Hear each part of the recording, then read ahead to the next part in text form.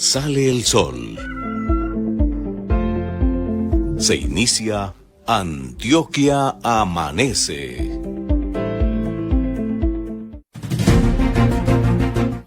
A esta hora, todo un departamento se entera de la actualidad política y administrativa. Con ustedes, Luisa Fernanda Restrepo, María Andrea Botero, Diana Jaramillo y Juan Pablo Vélez. Antioquia Amanece con estilo propio. Bienvenidos. 23 de mayo del año 2025. Sean todos bienvenidos a este viernes cultural, viernes donde iniciamos fin de semana, donde terminamos una semana laboral, una semana informativa, pero como siempre cumpliendo así con todos ustedes, cumpliendo desde esta mesa de Antioquia Amanece con toda la información de orden público, ciudad, departamento, política, nación, las papas calientes que tanto les gusta a ustedes, que tanto nos gusta a nosotros. Si les gustan los contenidos de Antioquia Amanece, recuerde buscar nuestras redes sociales, así nos encuentran, Antioquia Amanece, ahí está, Facebook, X, Instagram, TikTok, YouTube, en todas nos encuentran para que usted no se pierda ningún contenido de lo que pasa o de lo que les contamos a diario aquí. Saludamos el equipo de trabajo, los periodistas listos en la mesa con toda la información, con todas las noticias. María Andrea Botero, buen día. Buenos días, Luisa, Juan Pablo y a todas las personas que se están conectando con nosotros. Ya este viernes, mientras venía en camino, estaba muy claro hacia las 5:30 de la mañana. Yo decía, amaneció temprano. Amaneció más rápido. Yo decía, ¿será que me cogió aquí el día o qué pasó? Sí, está ya empezando a aclarar muy rápido, y creo que es con ocasión justamente que ya vamos entrando a mitad de año. Y próximamente tendremos el solsticio de verano. Esperemos que eso sea también señal de que las lluvias van a disminuir. Van llegando las vacaciones de mitad de año, María Andrea, y eso puede ser los que tienen vacaciones. Los que tienen vacaciones, sí. Valga la aclaración. ¿O es una solicitud? Los colegios, sobre todo, y las universidades. Juan Pablo Vélez, buenos días. Luisa, buenos días. María Andrea, buenos días. Televidentes, saludo cordial a ustedes, a quienes nos ven a través de las redes sociales de Antioquia Amanece con estilo propio. A partir de este momento nos pueden comentar, pueden dar like, pueden opinar de muchos temas que tenemos aquí en Antioquia Amanece. Feliz inicio entonces de este viernes 23 de mayo del año 2025, un nuevo día para aprovechar las oportunidades y las bendiciones que nos da Dios y la vida. Y Diana Jaramillo está con toda la información nacional. A las 7 en punto vamos a estar con ella para saber qué está pasando en ese panorama nacional. Gustavo Petro, presidente, gobierno nacional, Congreso de la República y demás.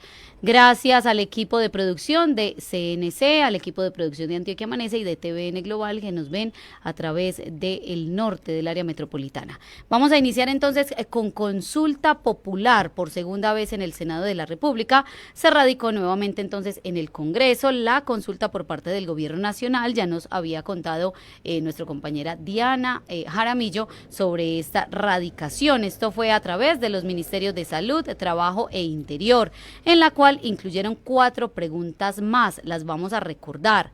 1. ¿Está de acuerdo con que el gobierno nacional compre o produzca los medicamentos necesarios para garantizar su entrega completa y oportuna a los pacientes? 2. ¿Está de acuerdo con que las EPS dejen de ser intermediarias financieras y se transformen en gestoras de salud y que la ADRES pague directamente a hospitales y clínicas? 3. ¿Está de acuerdo con garantizar un modelo de atención primaria en salud, preventivo y resolutivo, con ampliación de los servicios especializados de carácter público, privado y mixto? Y 4. ¿Está de acuerdo con establecer un régimen laboral especial que garantice la vinculación formal, los derechos laborales y un salario justo a los empleados y trabajadores de la salud? Son las 4 propuestas que incluyó, o más bien las preguntas que incluyó entonces el gobierno nacional y que nuevamente presenta esa consulta popular. Así las cosas, como eran antes 12 preguntas, ya quedarían entonces 16. Miren, ¿cuál es el análisis de estas 4 preguntas más? Redactaron las preguntas del tema de salud en la consulta para que nadie las entienda, está claro. ¿Quién sabe qué es la ADRES?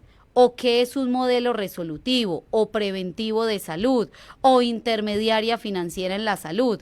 Estas preguntas pues están destinadas pues a su posible fracaso, solo porque la gente no las entiende. Recordemos que a la gente hay que hablarle claro, hay que hablarle directo, hay que hablarle pues en palabras castizas para que todo el mundo entienda, y pues no todo el mundo entiende precisamente cómo es el movimiento o cómo son los procesos en temas de salud. Además, si la ADRES ya está pagando directamente, ¿para qué se pregunta en la consulta? ¿Qué quieren cambiar entonces desde el gobierno nacional? Pues el presidente del Congreso, Efraín Cepeda, se refiere a esta nueva radicación. Afirma que tiene vicios de trámite. Pero sí he escuchado de que tiene muchos vicios, que además tiene las mismas 12 preguntas que ya se negaron, y pues un proyecto negado en el Congreso no se puede presentar en la misma legislatura, sino en la siguiente. Usted señala que es el tema de que debió haber radicada por el presidente de la República, no por un ministro delegatario, en fin, tiene pues unos vicios de trámite que no estamos en este momento para calificarlos, será pues el Poder Judicial. A nosotros nos corresponde cumplir con el deber y es darle trámite en el Senado de la República, y así lo vamos a hacer. Presidente. Afirmó además que el Senado de la República tiene 20 días para expedir un concepto sobre esa nueva consulta popular. El plazo que tiene el Senado es de 30 días, sin embargo se divide en dos: 20 días para pronunciarse y pedir una prórroga a la plenaria del Senado de 10 días más. Lo vamos a hacer dentro de los 20 días, estamos ya fijándole la fecha para pronunciar. Sigue la discusión entonces en el Senado de la República, opiniones encontradas, a favor, en contra de lo que radicó entonces el gobierno nacional en cabeza del presidente Gustavo Petro. Así las cosas, quedan 16 preguntas de esa consulta popular. Pues sigamos hablando del presidente Gustavo Petro. Le pide al Papa 14 que las negociaciones, León 14, que las negociaciones de paz con la guerrilla se adelanten en el Vaticano. El Papa León 14 deberá entonces evaluar esta posibilidad de que el Vaticano sea sede de los diálogos entre la guerrilla del ELN y el gobierno colombiano, esto con el fin de adelantar las negociaciones de paz. En la reunión entre el presidente Gustavo Petro y el sumo pontífice se abordó el tema del proceso de paz en Colombia. El mandatario reconoció que el ELN viene de cometer una masacre en la región de Catatumbo, pero que aún así las puertas están abiertas nuevamente para reanudar esos diálogos, ya que los diálogos pues están suspendidos desde enero pasado y la intención ahora es resucitarlos, en esta ocasión con la ayuda del Vaticano.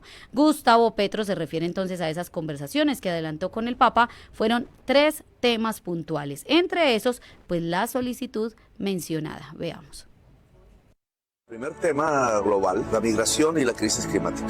Lo que plantea es que las clases medias y ricas de Europa, de Estados Unidos, de otras partes, literalmente están matando a sus hijos. Como en el propio Estados Unidos, un papa nacido en los Estados Unidos, de origen latino y conocedor de la América Latina, puede construir el puente que permite hacerle entender al gobierno de los Estados Unidos que si continúan priorizando la lucha contra la migración, que no es más sino un efecto de las guerras, de la pobreza y de la crisis climática, y que va a crecer si no hacemos nada contra la crisis climática, y hacer significa suspender las demandas de petróleo, carbón y gas, entonces van a asesinar a sus propios hijos. Lo que sirve es un esfuerzo común de la humanidad, y fue mi invitación al Papa León. La segundo tema es que el ELN viene a cometer una masacre. Se le olvidó sus principios revolucionarios, se le olvidó que sacerdotes católicos dirigieron sus filas, que hubo una teoría del amor eficaz que no es más que el amor a los pobres, la opción preferencial con los pobres, solo porque las banderas del cambio y de la transformación las cambiaron por las banderas de los traquetos mexicanos. Y aunque suenen duras estas palabras, hay una segunda oportunidad. Hablé con el Papa de este tema. ¿Cómo podría el Vaticano ser la sede de las nuevas conversaciones de paz? Puede ser una ingenuidad mía, bajo la creencia que el espíritu del amor eficaz cubra la codicia y nos lleve a la paz. Y el tercer punto fue la invitación que le hizo para que visite Colombia. Es la solicitud que hace entonces el presidente Petro. Si vio que el Papa visite Colombia, fue la tercera solicitud que hace el presidente al Papa León Pero XIV. creo que a las 3 Mire, ya les dijo que no. Inmediatamente, pues que negociaciones en Roma, En el Vaticano, imagínese. No, a mí me parece que que, pues bueno, todos los presidentes le piden al Papa de turno, en este caso León XIV, que visite su país. Y por supuesto sabemos que eso moviliza muchísimo, digamos, el fervor de las personas que son cristianas. Pero por otro lado, cuando dice queremos una política del amor eficaz, y le ponen esa música en Presidencia de la República, cuando le editan ese video al señor Gustavo Petro, uno dice, pero ¿dónde está, señor presidente? ¿En Narnia? ¿Qué es eso? Pues él no sabe que cuando llega acá, mire lo que está pasando en Catatumbo, mire lo que pasó, que se pronunció apenas 18 días después sobre el niño Lian, y que ayer incluso mataron al familiar, porque incluso el gobierno nacional no fue capaz de hacer una negociación correcta. Estuvo un niño 18 días secuestrado mientras él estaba en Roma hablando con el Papa León XIV. ¿Será que cuando habló con el Papa León XIV también le dijo, venga, hay un niño secuestrado, uno de muchos? Porque obviamente sabemos que hay muchos que están reclutados por el tema de la guerra. Entonces parece que estuviera en Narnia. O sea, él no ha entendido que realmente es la otra parte la que no quiere negociar. Y no creo que el Papa León XIV pues vaya a prestar allá al Vaticano. Lo que pasa es que todo esto tiene un origen. Recordemos que en esa Eucaristía que hubo mientras el Papa Francisco, vimos al presidente Donald Trump y al presidente Volodymyr Zelensky, que estaban sentados en la Basílica de San Pedro conversando. Incluso a partir de ahí fue que también se ofreció la sede del Vaticano para que entre Rusia y Ucrania pudieran generar unas conversaciones, que es un conflicto completamente diferente al conflicto interno que estamos viviendo acá en Colombia desde hace más de 60 años. Ahí está entonces la visita que hace el presidente Gustavo Petro al Papa León XIV. Pues esperemos la respuesta. Juan Pablo ya dijo, el Papa ya dijo que no, que el Vaticano, pues como sede de esas negociaciones, por el Vaticano de Ruana, usted se imagina. Como si allá en el Vaticano pues se pudieran hacer un montón de cosas. No, sí, tan fácil, no. Pues ahí está la solicitud que hace el presidente. Es mejor pecar por exceso que por falta, diría él, o pensaría él en ese momento. Y que las propuestas son para hacerlas. Para hacerlas, así es. 6:12, nos vamos para Villatina, porque resulta pues que ayer nos levantamos en la ciudad de Medellín con esa lamentable noticia de otro deslizamiento, pérdida de banca en la comuna 8 de la ciudad. María Andrea Botero tiene la información a esta hora. Noticias de Ciudad con María Andrea Botero, la voz de la verdad.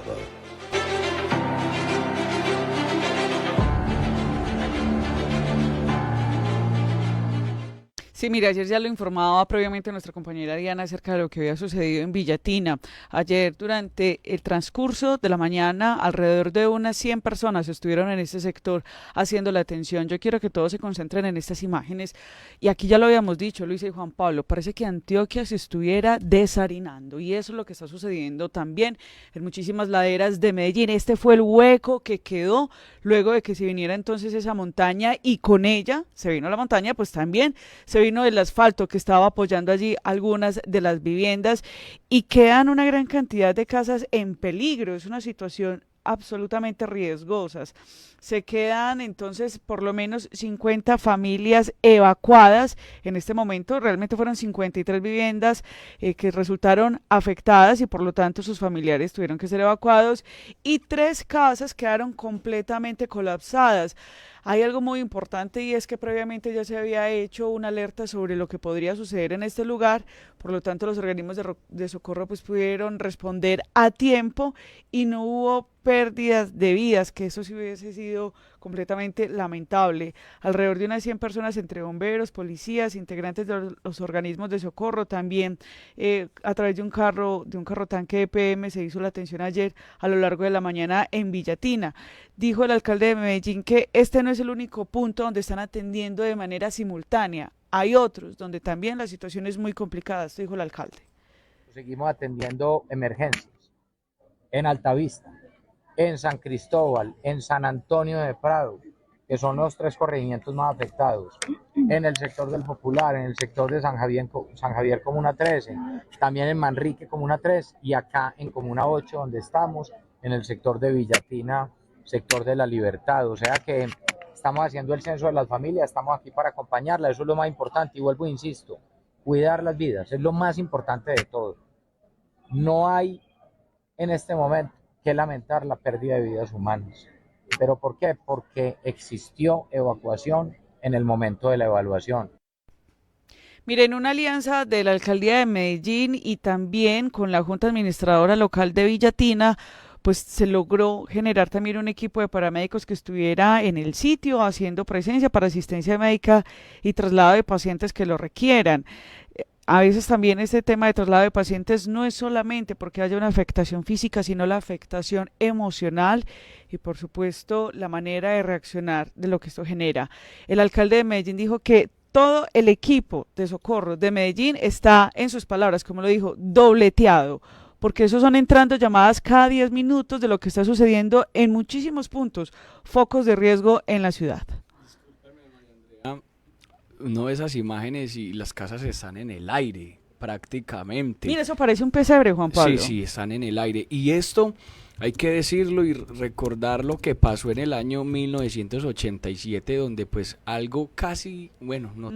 La tragedia. Sí, es una tragedia de 500 personas muertas hasta el momento en la historia de Medellín, la más grande por temas de deslizamientos. Esto revive esa historia y pues de alguna u otra manera preocupa porque esas casas están Mírenme las en casas el que aire. están en la parte Están derecha en de el sus aire, qué pantallas. preocupación. Pues quién duerme tranquilo en estos hogares. O pidiendo que no llueva. No todos son propietarios en estas viviendas, algunos estaban en arriendo y se les está dando entonces, mientras que logran solucionar y concretar o logran autoalojarse, un hospedaje, también se les está dando hospedaje en hoteles destinados por la alcaldía de Medellín y también arriendos temporales. Esto fue lo que dijo el alcalde acerca de esa atención simultánea que se está llevando en muchos puntos de Medellín.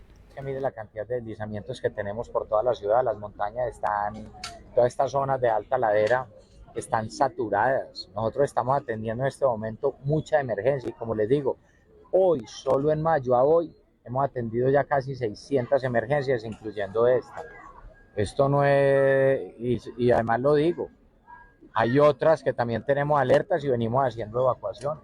Estamos atendiéndolas, nosotros no paramos. Este equipo está dobleteado, como decimos nosotros, aquí nadie pega el ojo. Eso es uno con el celular cada 10, 15 minutos en la noche mirando qué está pasando con las lluvias y este equipo de bomberos de Medellín, de DAGRE y todos los organismos de socorro. Mire, las entidades del distrito de Medellín han insistido bastante en no tiren basura a los ríos, no tiren escombros, no dañen los cauces de las quebradas. Y esto fue lo que dijo incluso el alcalde, miren este video, donde se ve que personas están botando escombros es que tampoco al río. ayudan. Botan escombros, cojan los costales, como si no hubiese un mañana. Yo no sé por qué están confundiendo las cuencas, las quebradas, el río Medellín con botaderos. Hay lugares donde se pueden desechar estos escombros. Uno puede llamar en varias, se lo recogen. Sí. Hay que pagar, se paga.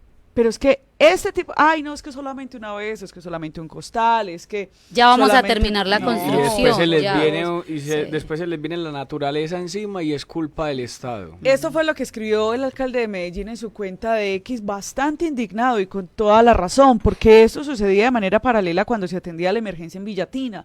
Así es muy berraco. Esta gente como si nada tirando basura y escombros a las quebradas. Esto fue ayer a las 8 de la noche en la quebrada La Loca, justamente en el sector de Villatina, Cerca. donde hoy atendemos la emergencia, lo escribió ayer el alcalde de Medellín.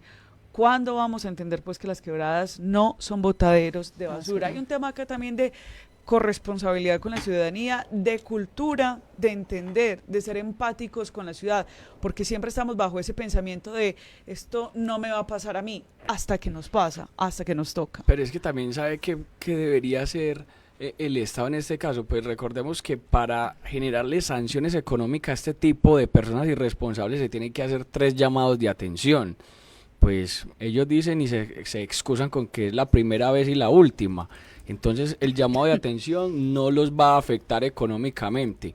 Ahí hay un vacío pues también en la norma por parte de las autoridades. A quien vean infragante, viendo o haciendo este tipo de cosas, hay que sancionarlas inmediatamente. Ujú. Yo quiero cambiarle acá de tema, pero que también hace referencia a los asuntos de ciudad y está muy conectado con el asunto de emergencias, porque pues ayer en medio de esta atención a medios que hacía el alcalde de Medellín, también le preguntamos por esa propuesta del presidente Gustavo Petro acerca de salir a protestas con ocasión de que no se haya aprobado primero la reforma laboral y por otro lado la consulta popular.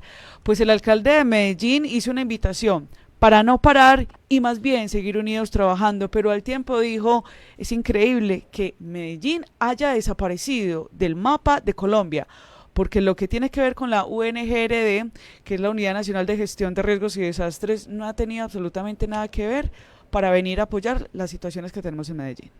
Yo invito a la gente en Medellín que no paremos, sigamos trabajando, no sean a presiones. Aquí vamos a garantizar el orden, vamos a garantizar la tranquilidad y lo que tenemos que hacer es seguir trabajando, generando empleo y acompañar a las comunidades. La única forma de crecer como sociedad es que haya progreso, que haya educación, que haya justicia social, que haya bienestar, pero eso se hace de manera conjunta con el trabajo de todos, no llevándose el país por delante, que la gente no ceda ante presiones politiqueras del gobierno nacional. Además, ¿dónde está el gobierno nacional? Ustedes lo han visto en estas emergencias. No hacen sino hacer daños. ¿Dónde están? Han estado por acá. Es como si a Medellín el gobierno nacional lo hubiera borrado del mapa de Colombia. Es una... Mire, esto me pareció muy dramático cuando el alcalde de Medellín dice, parece que Medellín lo hubiesen borrado del mapa de Colombia. Muchas veces el alcalde de Medellín hacía críticas sobre esas políticas del gobierno del presidente Gustavo Petro, y aunque no se vieron chats o alguna orden de algún ministerio, a mí me parece que eso también tiene mucho que ver con lo que le pasó a la gobernadora del Valle, Dilian Francisca Toro, donde el ministro del Interior, el señor Armando Benedetti, pues lo que dice es que hay que pararle todo a la gobernadora del Valle. ¿Será que una situación similar entonces también está pasando en Medellín? Y pasó en Medellín, cuando de pronto habían afirmaciones incómodas para el gobierno nacional por parte del alcalde de Medellín, y entonces decían hay que pararle todo a Medellín. Lo que le incomoda al gobierno nacional es que no sigan en la misma línea de esas decisiones del gobierno nacional. Inmediatamente entonces reaccionan de esa manera, como usted lo acaba de decir. Bueno, esta persona no nos apoyó con la consulta, en este caso la señora Dilian Francisca Toro, puso todo el partido de la U en contra de la consulta popular, de ahí la votación que saca entonces y que pierde esa consulta. Entonces, sencillo, le frenamos todo. De la misma manera, pues estarían pensando con la ciudad de Medellín. Pensaríamos nosotros desde Yo lo acá. que digo es que son consecuencias de esas peleas políticas que de alguna u otra manera siguen dejando a la ciudadanía en la mitad de esas peleas políticas, en este caso entre Federico Gutiérrez y Gustavo Petro, que muchas veces son hasta peleas personales. Muchas veces hemos escuchado a Federico Gutiérrez pues que de las regiones salvamos a Colombia, y pues entonces le estaría quedando grande. Él mismo dice que puede solo.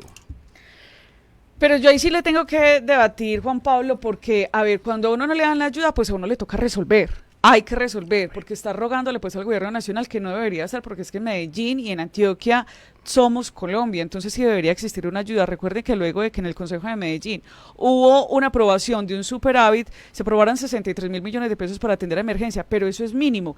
Y hay que decir acá algo, lo que pasa es que el mensaje va más directamente al gobierno nacional, al presidente Gustavo Petro, porque incluso el mismo director de la UNGRD, el señor Carlos Carrillo, dijo que se necesitaría para la atención a la emergencia en toda Colombia, de lo que está pasando, 4 billones de pesos, pero que incluso el Ministerio de Hacienda ni siquiera le ha girado ese dinero, solamente le ha girado alrededor de 650.000 millones de pesos. Incluso ayer, luego de esta situación que dijo el alcalde de Medellín, porque sí es muy triste, que parece que Medellín lo hubieran borrado realmente al mapa de Colombia, el director de la ONGRD dijo en unas declaraciones a un medio de comunicación que nunca ha sido una intención de su parte herir a Antioquia porque sean uribistas. Es que ni siquiera el adjetivo de ser uribistas, o sea, ¿de cuándo acá todos los antioqueños tienen un certificado de ser uribistas? Y ni siquiera hay que mencionarlo. Exacto, y si algunos son uribistas y otros no son, políticas. Eso no tiene absolutamente nada que ver. Somos colombianos y Colombia es un Estado de Derecho, y por lo tanto, por ser Estado de Derecho, porque tenemos una Constitución,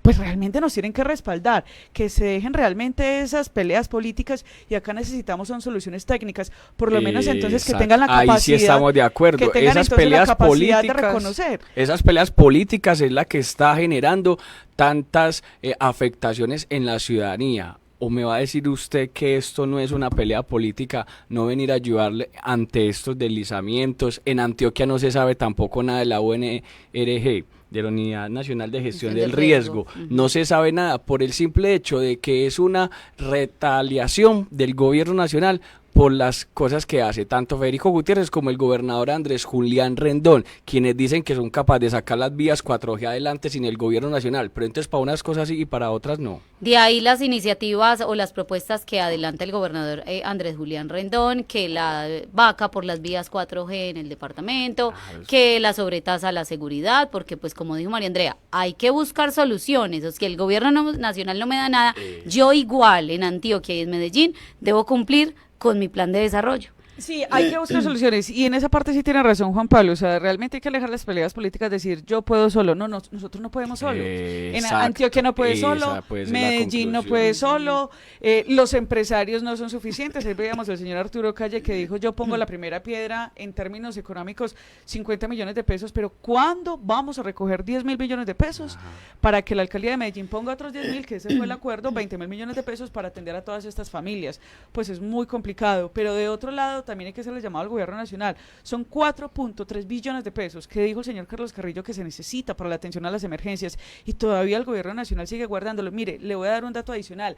Ayer incluso el presidente Gustavo Petro hacía presencia en un foro de la Contraloría General de la República donde se hablaba de la autonomía para las regiones. ¿Y sabe qué decía? Sigue insistiendo con dos tesis absurdas a mi criterio. Uno, que toda Antioquia es el poblado, sigue insistiendo con eso. Hay que recordarle al señor Gustavo Petro que sí está no, muy pero equivocado. mire, ¿sabe qué? Fíjese que quienes están viviendo en el poblado, están viviendo los bandidos en el poblado, o sea, él cree que son élites, que realmente son personas privilegiadas, pero escuchamos que en el poblado es donde están haciendo las capturas, escuchamos que en el poblado es donde la SAE llega a hacer extinciones de dominio, lo primero, y Antioquia no es el poblado, y lo segundo, sigue insistiendo el presidente Gustavo Petro que los dineros que están para vías están todavía en unas fiducias guardadas, pues sí que recordarle al presidente Gustavo Petro que mucho de ese dinero está en fiducias guardadas porque es justamente el Invías quien no ha dado vía libre para que se puedan ejecutar los proyectos de vías 4G para los cuales están destinados y eso no puede tener una destinación diferente. Entonces es una confusión de todo y finalmente los que estamos afectados somos nosotros. Gente como Villatina, gente que está como en San Antonio de Prado, gente que está como los del Como CISO. Altavista. Y eso que solamente estoy hablando de Medellín, pero míreme el resto de Antioquia, Dabeiba, Murindó, y así El nos podemos suroeste. quedar. 6:27 minutos de la mañana. Ya los estupefacientes los guardan bajo la tierra. ¿Cómo Juan le Pablo parece? tiene la información. Enterrados. Orden público con Juan Pablo Vélez, presente y futuro del periodismo de Antioquia.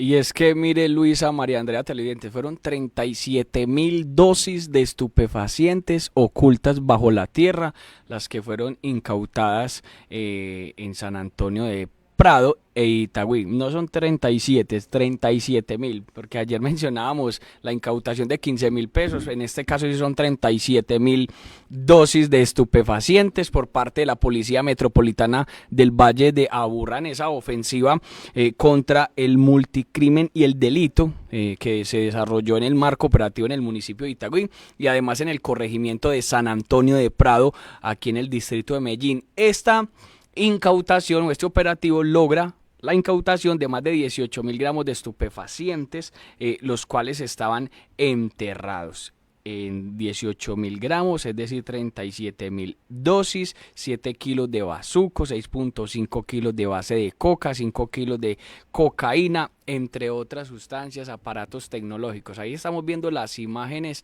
del operativo, hasta donde llegaron las autoridades competentes. Ahí están las bolsadas de basura, pero eso no es basura, es estupefaciente. Veamos y escuchemos lo que dice el brigadier general William Castaño Ramos. Él es el comandante de la Policía Metropolitana del Valle de Aburrá.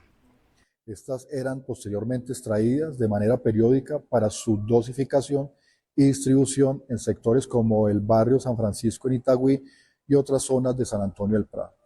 En el procedimiento fueron incautados 7.000 gramos de bazuco, 6.500 gramos de base de coca, 5.000 gramos de clorhidrato de cocaína.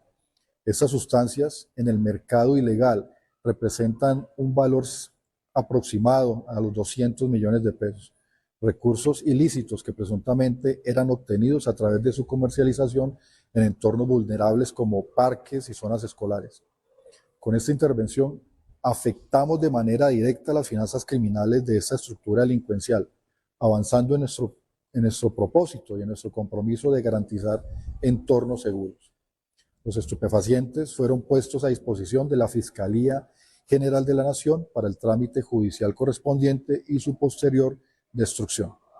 Ahí está las conclusiones entonces del comandante de la Policía Metropolitana del Valle de Aburrá. Estos estupefacientes fueron dejados a disposición de la Fiscalía General de la Nación para todo el respectivo procedimiento judicial y posterior destrucción, de acuerdo a lo que nos acaba de decir el comandante de la policía.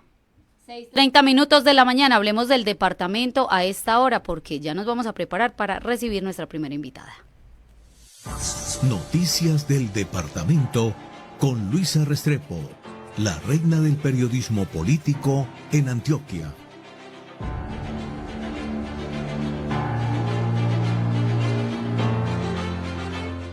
El gobernador de Antioquia, Andrés Julián Rendón, solicitó aspersión aérea en Consejo de Seguridad con el ministro de Defensa. Abro comillas, en Antioquia se quiere mucho a la fuerza pública, se les tiene gratitud y reconocimiento, fue lo que dijo el gobernador en el Consejo de Seguridad realizado con presencia del ministro de Defensa Nacional, cúpula militar y policía, además de 15 alcaldes antioqueños, entre ellos el alcalde de Medellín, Federico Gutiérrez, entre otras autoridades. El ministro de Defensa Nacional, Pedro Arnulfo Sánchez Suárez, confirmó que actualmente no hay cese al fuego ni cese de operaciones militares ofensivas con ninguna estructura criminal en el país.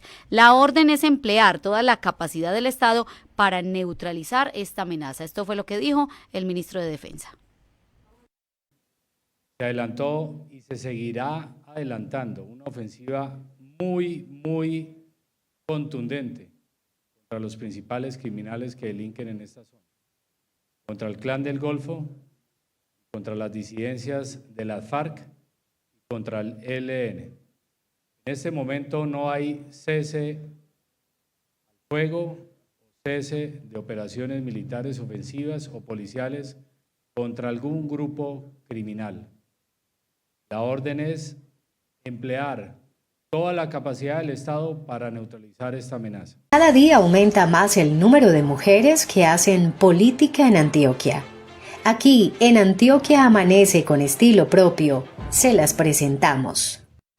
6:40 de la mañana, retomamos la comunicación con Pilar Rodríguez. Ella fue directora técnica de la Unidad de Niñez de la Secretaría de Inclusión Social, abogada especialista en Derecho de Familia. La recordamos porque ella fue quien en algún momento hizo la denuncia a esas personas que hoy están inhabilitadas y destituidas por 14 años, Juan Pablo Ramírez, y por 12 años, Juan Daniel Pulgarín, quienes hicieron parte de ese gabinete del exalcalde de Medellín, Daniel Quintero Calle. Pilar Rodríguez, muy buenos días, bienvenida a Antioquia Amanece. Muy buenos días, muchísimas gracias. Bueno, Pilar, supimos la noticia esta semana que ocupó las agendas de los medios de comunicación y del escenario político en la ciudad de Medellín y el departamento de Antioquia, y es la inhabilidad y destitución de estas dos personas. Recordemos en su momento cuando usted hizo precisamente esta denuncia. Bueno, en primer lugar hay que aclarar pues que es un fallo de primera instancia y que ellos van a apelar ese fallo, ¿cierto? Porque tienen su derecho constitucional y legal para hacerlo. Bueno, esto se presenta cuando yo soy directora técnica de la Unidad de Niñez. Llega el equipo de Juan Pablo Ramírez, que estaba en la Secretaría de Participación, llega como secretario de Inclusión Social, Familia y Derechos Humanos, y dentro del desarrollo pues, de sus actividades y todo, y de mis actividades, somos convocados a un domingo, el 8 de agosto del 2021, somos convocados para un almuerzo y para tratar temas esenciales de carácter obligatorio, porque para mí cuando dicen siento mucho, pero van a tener que venir hoy domingo, este domingo, pues será una reunión, y cuando dice temas esenciales, pues entiende uno que son temas laborales. Y ahí vamos, y ahí es donde se presenta la situación.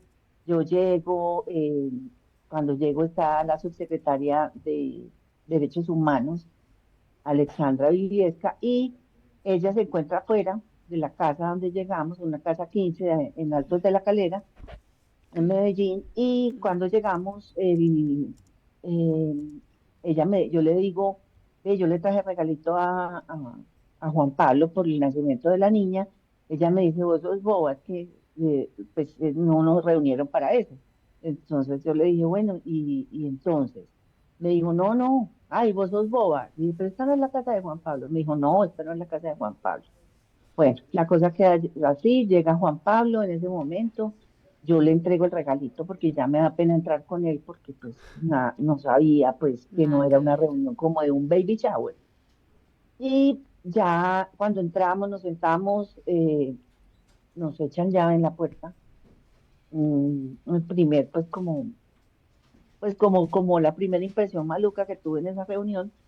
Y paso seguido nos recogen los celulares en una caja transparente blanca de tapa hermética y ahí echamos todos los celulares por orden de Juan Pablo y los celulares los recoge en ese momento un señor que se presenta, cuando yo le pregunto que quién es, se presenta como el flaco.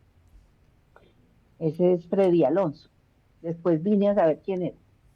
Él nos recoge todo, aparenta ser el anfitrión, pues el dueño de la casa, él es el que está pendiente de todo, y arranca la reunión en donde Juan Pablo comienza a hablar de todo su proyecto político con Daniel Quintero, con Restrepo, y ya comienza a hablar de todo lo que vivieron en Bogotá, de César Gaviria, de cómo llegaron a la política, en fin, él se tarda por ahí una hora en eso. Paso seguido, pasan una carpeta con unas hojitas, pues con una hoja, la vi yo, cuando yo la tomé en mis manos, la carpeta tenía una hoja, y se trataba como de una corporación que se llamaba El Futuro Se Parece a Nosotros. Yo ya estaba pues como muy preocupada cuando nos pasan esa carpeta y comienza Juan Pablo a hacer la presentación de esa corporación. Yo, la verdad, yo pensé, estamos en pandemia todavía, y dije yo, pues, tercera dosis de vacuna, me van a vacunar. Sentí esa sensación, efectivamente no me equivoqué. Y paso seguido, Juan Pablo Ramírez nos cuenta, nos dice que es una corporación que es para el proyecto de Independientes y para el proyecto de la presidencia de Daniel Quintero, y que eso es un barco y que el que no esté en el barco es tirado por la borda, que tenemos que inicialmente dar una cuota de 800.000 pesos como de membresía, No, y que después 800. nos iban a dar el valor con el que íbamos a quedar, porque ese no era el valor que íbamos a pagar Entra mensual. María. Y la hoja contiene como un cuadrito en donde están seleccionados, están por nivel educativo, profesional, técnico, bachiller, y al frente aparece el valor que deben pagar mensual. ¿Cuál era la idea? Que además de lo que nos tocaba dar a nosotros como directivos, fuera de los 800, sino la cuota que ya nos iban a dar, pues fija, teníamos nosotros que convocar a los contratistas para cobrarles esa cuota mensual para el proyecto de Daniel Quintero, para presidencia.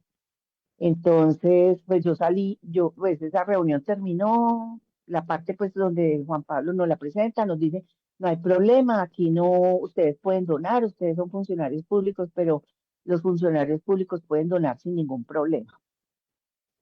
Ya termina eso, nos pasan a almorzar, yo la verdad almuerzo, pues no almuerzo, yo revuelvo todo en ese plato porque estaba ya me sentía asfixiada, me sentía secuestrada, me sentía atracada. Y paso seguido, yo me voy temprano de la reunión. Al otro día, el 9, yo llego a la secretaría porque mi sede está por fuera de la secretaría, estaba por fuera. Yo llegué a una reunión y lo primero que hace Juan Daniel Pulgarín, que fue el encargado por Juan Pablo para que recogiera los certificados de consignación y para que le entregáramos el dinero en caso de que no lo consignáramos. Juan Daniel sale, me recibe y me dice, Pilar, tienes que consignar la plata. Me entrega ya un sobre pues con la hoja que nos habían mostrado y yo le digo, ok. Eso comienza a a transcurrir a partir de esa fecha del 9, que cada que yo voy a la secretaría, Le empiezan Juan a Daniel cobrar. sale y me cobra y me dice, pero no has consignado, pero no has consignado. Y yo, digamos que le tomo el pelo con la idea de que entiendan que no lo voy a hacer. Y mucho menos había reunido contratistas a quitarles dinero de sus honorarios. Entonces, así se va deteriorando la relación. A mí comienzan a maltratarme, a gritarme, a tratarme mal. En las reuniones directivas, Juan Pablo me grita, me dice que por qué hice esto, que por qué hice aquello. O sea, teniendo todo en regla, porque yo tenía mi unidad en regla, había contratación por ley de garantías hasta junio del año siguiente, tenía pues todo calculado, todo estaba bajo regla y realmente yo veo que la situación no tiene que ver por nada laboral. Es más, a mí me calificaron por esos días, me había calificado el mismo Juan Pablo Ramírez, me calificó a nosotros como funcionarios públicos, cada 6 meses nos hacen una calificación y la calificación fue por encima de 100. 100 es como, va entre 100 y 110, pero 100 digamos que es el deseado y de ahí para adelante son puntos adicionales por libros o por trabajos que hagamos. Eh, entonces, yo laboralmente, en todas mis calificaciones consta pues que mis calificaciones son excelentes, son por encima de los 100 puntos. El caso es que ya comienza a deteriorarse al punto de que ya me llaman y me dicen, Pilar, venga que necesitamos hablar con ustedes. Me tienen como desde las 2 de la tarde, finalmente a las 5 de la tarde, yo sentada ahí en la secretaría. A las 5 de la tarde me hacen pasar a la oficina de Juan Pablo Ramírez con Juan Daniel Pulgarín. Y allí ya me cogen y me dicen que yo me tengo que ir, que necesito presentar la carta de renuncia voluntaria, que, y que no, que Daniel Quintero había dado la orden de que yo saliera y que me acordara del cuento del barco, que el que no estaba en el barco estaba tirada por la borda. Entonces yo en ese momento le dije, ah, me estás tirando por la borda. Se rieron y me dijeron, sí, pues si quieres tómalo así. Yo, ok, yo les presento la renuncia. Y Juan Pablo me dijo, si quieres te damos un contratico. Le dije, no, yo no quiero seguir trabajando acá. El caso es que al otro día yo tenía libre porque había pedido un permiso especial autorizado por Juan Daniel Pulgarín de la tiquetera de bienestar de la Secretaría y yo no iba a trabajar ese día. Eh, Al otro día, bueno, ya después vino el fin de semana, el día sábado mi esposo se enferma, estábamos todavía en pandemia, terminando pandemia, mi esposo se enferma con fiebre, pues muy maluco, y llamamos a Sura, Sura nos dice que debemos estar aislados, que nos debemos quedar los que vivimos en la casa aislados hasta el lunes que nos tomen la muestra y la prueba del COVID y que estábamos incapacitados hasta el miércoles. El día domingo, Juan Daniel comienza a llamarme para citarme a una reunión al otro día a las 7 de la mañana. Yo le dije, Juan Daniel, no puedo, porque en este momento Sura acaba de dejarnos aislados. Me dijo, ¿cómo así? Entonces le dije, sí, porque mi esposo le conté. Entonces me dijo, ah, hazme el favor y me manda la historia clínica de él y pues, ¿y dónde dice todo eso que me estás diciendo? Entonces yo me quedé como, bueno, pues cuando uno no debe nada, pues yo le mandé eso, después caí en cuenta y dije, pues yo, ¿por qué estoy mandando la historia clínica de mi esposo? Pero bueno, yo la envié, entonces ya después de que él la vio me dijo, bueno, entonces mañana a las 7 nos conectamos. Listo. Yo ya vi pues como el tono en el que me estaba hablando y todo como fuerte, como raro. Listo, al otro día a las 7 pasaditas me llamó. Yo puse a grabar las conversaciones. Él me llama y son los audios que ya han aparecido, pues, en donde él me presiona para que entregue la carta de renuncia. Yo le digo, mira, Juan Daniel, yo salí a las 5:30 de la tarde de la Secretaría el jueves, el viernes tenía una licencia, pasa el fin de semana, estoy incapacitada, con mucho gusto, el jueves a primera hora te la radico. Él no lo acepta, comienza a decirme que la radique por mercurio, que la radique como PQR, O sea, él me da 10.000 opciones y yo le digo, no, no, no, yo la voy a mandar. Inicialmente pensaba mandarla con un vecino para que se la llevaran allá, pero después me puse a pensar, no es que yo estoy incapacitada. O sea, yo el jueves con mucho gusto te la llevo. Bueno, hasta ahí y ya de ahí viene pues como la carta de despido que la presento el jueves, no, perdón, de renuncia que la presento el jueves y ya el 12 de octubre me aceptan la renuncia. Y es cuando Em, yo salgo a denunciar pues por Twitter, en ese momento Twitter, y comienzo a mostrar las pruebas, a decir lo que me está pasando, a contar lo del secuestro, porque yo digo que fue un secuestro extorsivo. Y, y ya, o sea, ya denuncio hasta la fiscalía, denuncio hasta la procuraduría. Posteriormente, el personero me llama o me manda a buscar mejor y me dice que me presente para que haga la denuncia en la personería. Yo voy, hago la denuncia.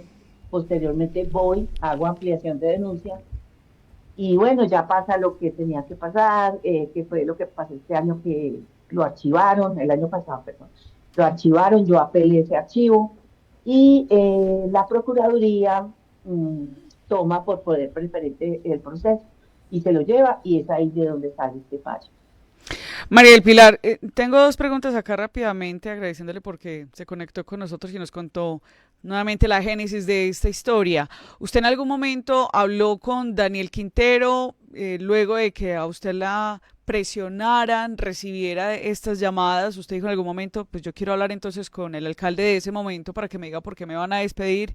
Y lo segundo, ¿queda usted satisfecha con esta decisión de la Procuraduría? Sabemos que es una primera instancia, como usted lo dijo, pero usted, ¿a dónde más quiere que llegue este caso? Que tengo entendido que incluso podría llegar hasta la fiscalía. Bueno, en primer lugar, cuando esto sucede, yo nunca busco a Daniel Quintero porque ellos son muy enfáticos en decirme que la directriz o la orden es de Daniel Quintero.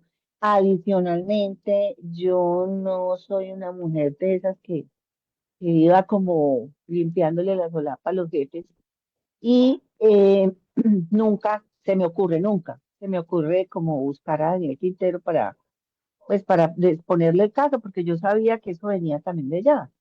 Ellos me lo dejaron muy claro, entonces esa opción no la tomé.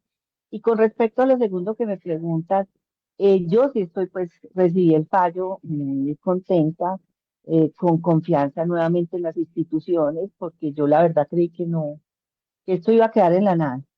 Pero afortunadamente, pues para Medellín, para mí, esto no quedó así. Salió este fallo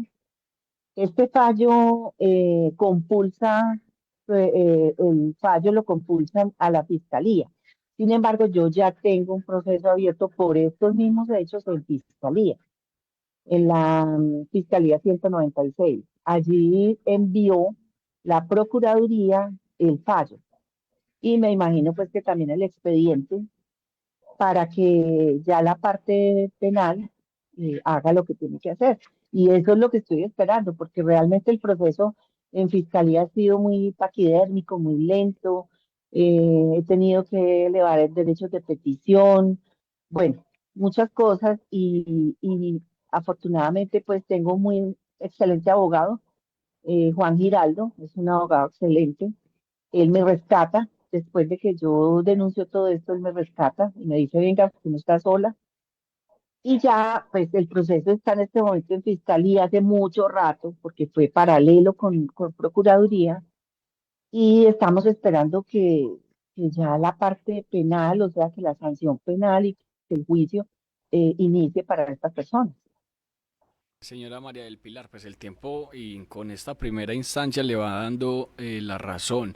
Quiero preguntarle es porque en su momento, desde los cercanos a Daniel Quintero, argumentaban que su salida era más porque usted venía de la administración de Federico Gutiérrez. ¿Qué decir al respecto? Bueno, mira, yo no he sido una mujer política, yo pues no me ha gustado eso. Sin embargo, ese año para esas elecciones estaba yo acompañando a Luis Fernando Vélez. ¿Por qué lo estaba acompañando? porque durante la administración de Federico, cuando él fue secretario de Inclusión Social, yo estuve con contrato de prestación de servicios dirigiendo o coordinando un programa de patología dual. Yo estuve ahí 3 años. Cuando Luis Bernardo se retira para su candidatura a la alcaldía, yo pues salgo de ahí y comienzo a ayudarle porque en Luis Bernardo encontré un hombre como honesto, transparente, me pareció un ser humano muy bonito y en esa ocasión dije, bueno, voy a acompañar a, ¿quién? Se me fue el nombre, a Luis Bernardo Vélez. Entonces, yo ayudo pues en la campaña, nunca nos pidió un peso, porque Luis Bernardo es una persona muy honesta, muy ética, muy transparente, aunque mucha gente lo quiera mostrar distinto. Él cometió un error que fue aliarse con Daniel Quintero, y pues el error lo pagó caro, porque eso le costó dentro de su parte personal, interna.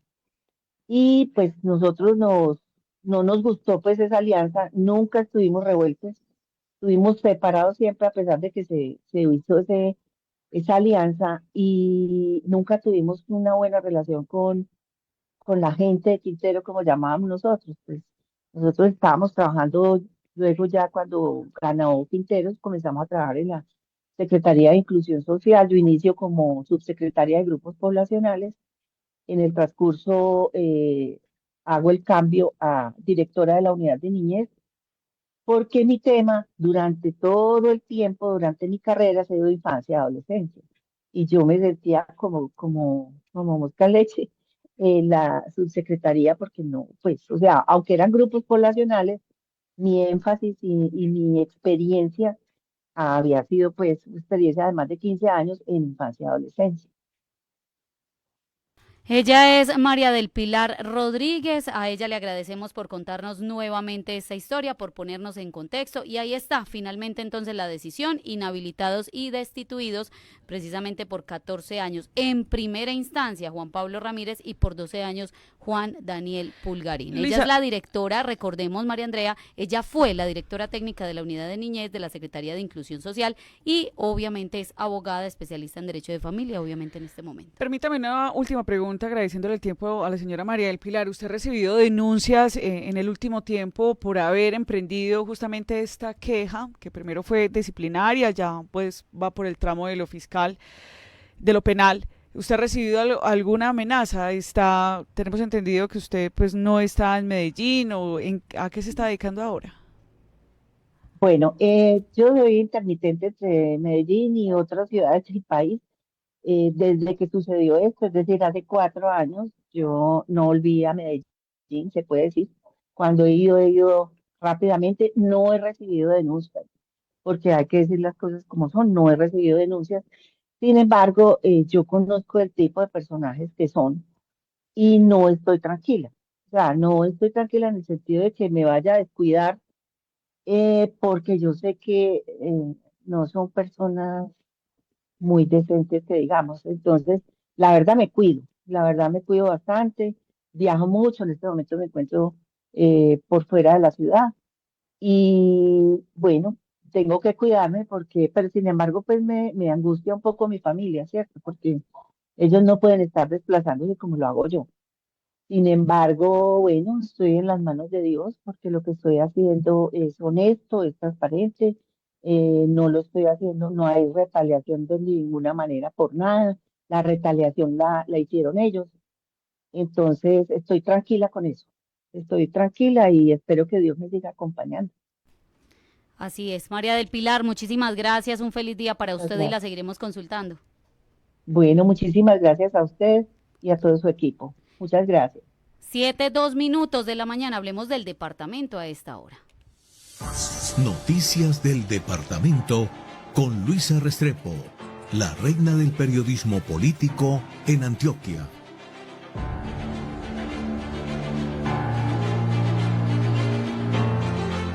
El gobernador de Antioquia, Andrés Julián Rendón, solicitó aspersión aérea en Consejo de Seguridad con el ministro de Defensa. Abro comillas, en Antioquia se quiere mucho a la fuerza pública, se les tiene gratitud y reconocimiento, fue lo que dijo el gobernador en ese Consejo de Seguridad realizado con presencia del ministro de Defensa Nacional, la cúpula militar, la policía, además de 15 alcaldes antioqueños, entre ellos el de Medellín, Federico Gutiérrez, entre otras autoridades. El ministro de Defensa Nacional, Pedro Arnulfo Sánchez, confirmó que actualmente no hay cese al fuego ni cese de operaciones militares ofensivas contra ninguna estructura criminal en el país. Abro comillas, la orden es emplear toda la capacidad del Estado para neutralizar esta amenaza. Cierro comillas, fue lo que dijo. Se adelantó y se seguirá adelantando una ofensiva muy contundente contra los principales criminales que delinquen en esta zona, contra el Clan del Golfo, contra las disidencias de las FARC y contra el ELN. En este momento no hay cese al fuego o cese de operaciones militares ofensivas o policiales contra algún grupo criminal. La orden es emplear toda la capacidad del Estado para neutralizar esta amenaza. El mandatario departamental, por su parte, manifestó que es muy importante que el gobierno nacional profundice la claridad jurídica y operacional para que las fuerzas militares y de policía hagan lo que saben hacer, hagan lo que llevan en su corazón, que es combatir con contundencia el crimen y el delito y así proteger a los ciudadanos. Pidió además asistencia militar para Antioquia, fue lo que dijo el gobernador. Nosotros desde la Gobernación de Antioquia haremos todos los esfuerzos para que ellos dispongan de los medios logísticos, de tecnología, de todo aquello que les dé protección, capacidad de reacción oportuna y fuego, de tal suerte que cumplan con su quehacer misional. Además, pidió evaluar la posibilidad de retomar la aspersión aérea para combatir los cultivos ilícitos en el departamento. Quisiéramos también, ministro, que se evaluara la posibilidad de volver a asperjar con contundencia para eliminar esos enclaves cocaleros que se han ido enquistando en el norte del departamento. El departamento tiene hoy más de 18.000 hectáreas de coca certificadas por el CIMSI, cuando en el año 2013 llegó a tener 900 hectáreas de coca. Y eso es lo que recrea buena parte del accionar criminal, como también hay que hacer un gran esfuerzo para seguir atacando la minería ilegal. Fue lo que dijo el gobernador de Antioquia, la solicitud que hace entonces al gobierno nacional a través del ministro de Defensa. 7:06 minutos, vamos con el informe nacional, ella es Diana Jaramillo. Entérese de lo que está pasando con el Gobierno Nacional, Senado de la República, Cámara de Representantes y entidades del orden nacional. Diana Jaramillo, rigurosidad y claridad. Un cordial saludo para todos, bienvenidos a este panorama nacional de Antioquia Amanece y mucha atención porque hoy les tengo las 3 del día, vamos con la primera. 1. Comencemos hablando de un evento que se cumplió en las últimas horas en la ciudad de Bogotá y que fue liderado por la Contraloría General de la República. Se trató del foro Descentralización, Diferencias y Control de Recursos Públicos. En la instalación de este evento, el presidente Gustavo Petro hizo serias críticas al uso de regalías actualmente en las diferentes regiones del país. Dijo que era preocupante que actualmente más del 90% de estos recursos se estén utilizando para vías de cuarta y quinta generación, porque estamos hablando de cerca de 100 billones de pesos, porque se están priorizando carreteras en lugar de priorizar el agua, sabiendo que hay algunos territorios que no cuentan con este suministro. Y el agua, ni un peso, ni uno. Los niños no se mueren es por la calidad del agua. La tractomula me garantiza que el niño viva, incluso lo mata. Entonces, en la prioridad de una dirigencia nacional política, no están los niños sino las tractomulas o los dueños de la carretera. ¿Qué es eso? Pues con razón somos indolentes ante la muerte. Nos interesa un pito la niñez en Colombia y si no cuidamos la niñez no hay país. Será peor la Colombia dentro de 30 años que la de hoy. Porque simplemente nuestros niños de hoy, nuestros bebés de hoy, no los cuidamos. Y no se cuidan no porque no se quiera, aunque hay también casos de esos. Pues durante este evento, el presidente de la República, Gustavo Petro, manifestó que actualmente el tema de la corrupción a nivel país ha generado un déficit fiscal bastante alto para los territorios. Voy con mi segunda del día. 2. Y tenemos que seguir hablando de este mismo escenario porque durante este foro la Contraloría General de la Nación reveló los detalles de un reciente estudio que realizó con los entes territoriales para conocer su capacidad de asumir nuevos retos y de utilización de recursos públicos. Pues las conclusiones de este estudio es que de los 33 entes territoriales que hay a nivel país, solamente 7 cuentan con una calificación por encima de 60 puntos, lo que quiere decir que los demás están muy por debajo. Y es que también el Procurador General de la Nación en este mismo escenario puso sobre la mesa una propuesta. Él dijo que actualmente se deben replantear los límites departamentales y que en Colombia definitivamente se debe crear un Estado regional.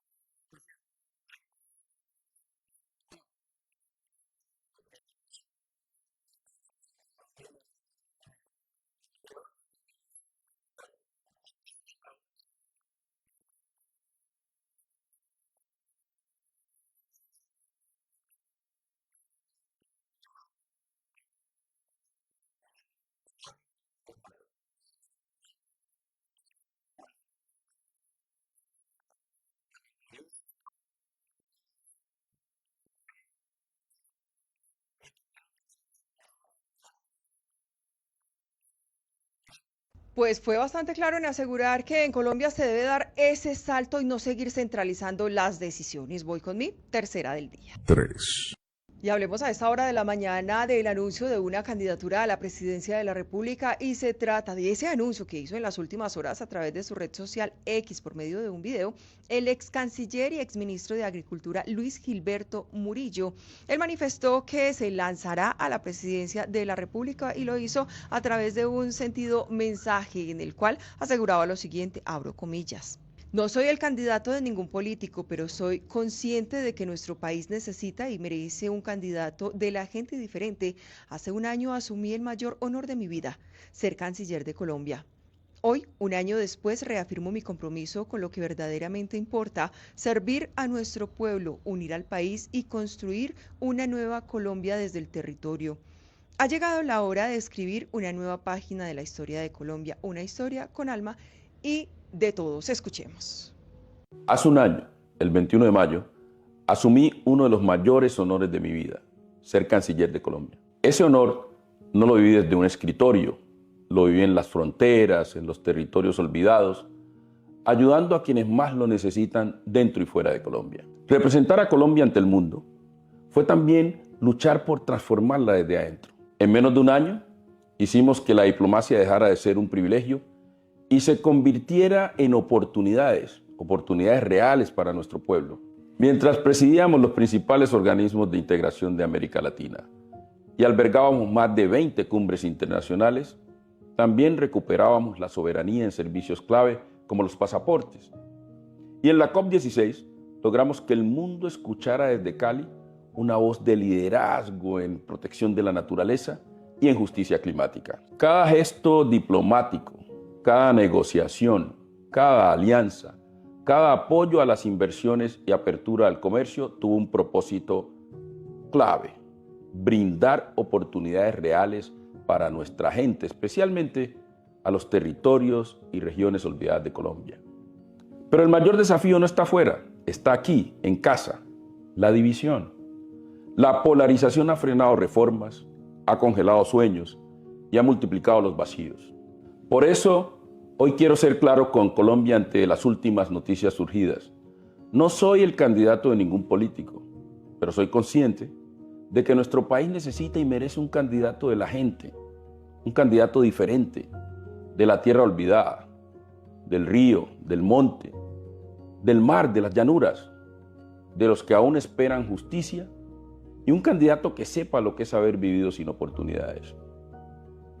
Serví al país con responsabilidad en distintos gobiernos, sí, pero hoy camino independiente, sin etiquetas ni herencias, con el alma limpia y libre. No creo en los muros, en grietas, creo en los puentes. No creo en los caudillos, creo en los pueblos. Creo que ha llegado la hora de escribir una nueva página de la historia. Una historia con alma y de todos. Pues en este video Luis Gilberto Murillo asegura que aunque ha trabajado con diferentes partidos políticos, en este momento no quiere ni etiquetas ni herencias y por eso dice que va a trabajar solo. Estas fueron mis 3 del día en Antioquia Amanece. Yo soy Diana Jaramillo. Que generan, los que opinan, los que proponen y los que debaten aquí. En Antioquia Amanece, con estilo propio, saludamos a... 7:17 de la mañana, saludamos a esta hora al congresista liberal del municipio de Envigado en el departamento de Antioquia, Julián Peinado. Congresista, muy buenos días, bienvenido. Muy buenos días a toda la audiencia, a Luis, a Andrea y a Juan Pablo, gracias por invitarme a este importante programa de opinión política. ¿Y cómo le parece? Nuevo formato. ¿Usted? Divino, hermoso, desde que llegué estoy aquí encantado con este tan especial y además pues tan bien acompañado.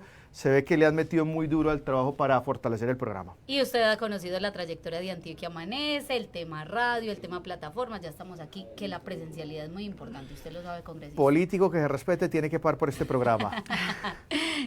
Congresista, bueno, vamos a hablar de varios temas que usted obviamente pues viene adelantando desde el Congreso de la República. Vamos a hablar del tema de niñez, el tema del ICBF, Instituto Colombiano de Bienestar Familiar, pero también las decisiones que ha tomado el presidente Gustavo Petro, consulta popular radicada por segunda vez, reformas del gobierno nacional y demás. Pero obviamente debemos iniciar por ese proceso que usted adelanta hoy, proceso jurídico legal, pues que lo podría tener enredado en ese acto de corrupción o ese proceso de corrupción al interior de la UNGRED, que no es desconocido para nadie. ¿En qué va el proceso? Cuéntanos usted la historia, porque usted nos estaba contando aquí extra micrófono y fue muy claro y muy preciso. No, pues primero agradecerle la oportunidad de contarle a la audiencia esto y un hecho que ya es de conocimiento público. Yo pertenezco a la Comisión Tercera Constitucional. Allí hay una subcomisión a la cual ya no pertenezco en la actualidad, que es la que se encarga de aprobar los créditos de la nación. Es decir, cuando, por ejemplo, un ciudadano del común necesita adelantar un préstamo, lo que hace inmediatamente es que utiliza una tarjeta de crédito para poder acceder a un bien o servicio y lo va pagando de manera paulatina. El problema es que en Colombia la deuda se paga con deuda, por eso es que es tan delicado el tema y siempre la discusión con el ministro de Hacienda en aquel entonces, el ministro Bonilla, es venga, ¿usted para qué nos pide utilizar la tarjeta de crédito del país si efectivamente lo que tenemos es plata para pagar deudas? Usted me está pidiendo es para sobreendeudarse y adicionalmente los indicadores de ejecución del país están absolutamente paralizados. Si la plata se va a quedar en fiducias, si la plata se va a quedar en los ministerios, pues qué sentido tiene cuando si usted me dice que te necesita plata, la tiene ahí. Entonces, primera conclusión al respecto. Esa comisión es una comisión que emite conceptos que no son vinculantes. Es decir, si el ministro decide utilizar la tarjeta de crédito del gobierno, lo puede hacer. O sea, que solo por estar en esa comisión es que usted quizás está involucrado en eso. Sí, los únicos hechos que se relacionan con la investigación son sujetos a esa comisión por unos créditos de la nación que se aprueban en el mes de diciembre. Yo tengo que precisar algo y es que no puedo profundizar mucho porque estoy obligado a guardar la reserva del sumario por respeto a los magistrados, pero yo soy el más interesado en explicarle a la opinión pública este contexto y espero que se levante rápido esta cláusula de silencio para poder dar a entender las cosas, porque además he sido tranquilo y transparente a la hora de explicarlo. Entonces, dice una de los testigos, hombre, es que ellos estaban haciendo compromisos, un tipo de acuerdo de votos por créditos. Primero, esto no tiene nada que ver con las reformas del gobierno. esto tiene que ver con los créditos de la nación y los cuestionamientos siempre fueron claros. ¿Usted para qué necesita más plata si ya la tiene ahí?